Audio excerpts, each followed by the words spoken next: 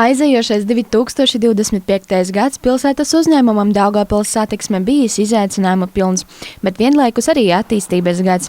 Neskatoties uz ierobežotajiem tehniskajiem un finanšu resursiem, uzņēmums turpināja savu darbu pie infrastruktūras sakārtošanas, ilgtspējīgu risinājumu ieviešanas un pakalpojumu uzlabošanas.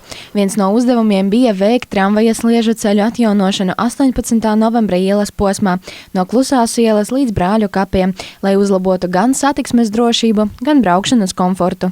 Viens no lielākajiem izaicinājumiem šogad mums bija tramvaja infrastruktūra sakārtošana. Neskatoties uz ierobežotajiem resursiem, mums izdevās sakārtot un atjaunot vienu sliežu ceļa posmu no Klusu iela līdz Brāļu kapiem. Un paldies mūsu darbiniekiem par viņas profesionalitāti. Vienlaikus uzņēmums strādājas pie ilgtspējīgākiem risinājumiem.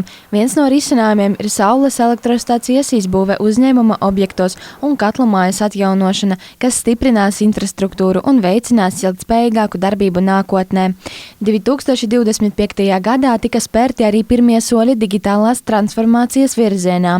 Tika veidota jauna uzņēmuma tīmekļa vietne, kas padarīja informāciju par maršrutiem, pakalpojumiem un jaunumiem pieejamāku ikvienam iedzīvotājam. Darbs turpinās arī pie elektronisko norēķinu sistēmas ieviešanas sabiedriskajā transportā. Protams, šis risinājums vēl ir procesā, taču Daugavpils satiksme cer, ka 2026. gadā tā tiks ieviesta. Atskatoties uz aizejošo gadu, uzņēmums uzsver, ka darbs turpinās, lai arī turpmāk pilsētas sabiedriskais transports būtu drošs, uzticams un mūsdienīgs. Dienu dienā turpinās sabiedriskā transporta uzturēšanas darbi un tehniskā nodrošinājuma pielāgošana drošības prasībām, lai pasažieriem nodrošinātu ērtu un drošu pārvietošanos.